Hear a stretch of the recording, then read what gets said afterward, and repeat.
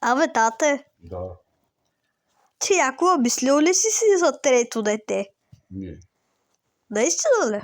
Много е таки деца в България. Да отгледаш и аз така, много трудно е. Ние ата е много трудно. Пак имаме 3 деца. Що бе?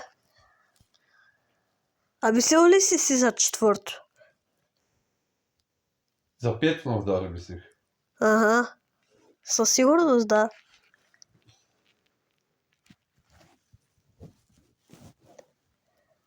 А някога мислил ли си въобще да нямаш деца? Чакай,